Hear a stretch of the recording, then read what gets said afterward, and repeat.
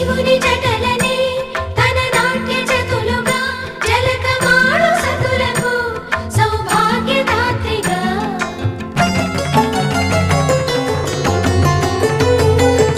గండాలను పాపాలను కడిగివేయగా ముక్తి నదిని మూడు మునకలే చాలుగా జలది వెనతలకు పోసె జనని గంగా భవాని ఆమె అండ మంచుకొండ వాడని సిగపూదండ గంగోత్రి గంగోత్రి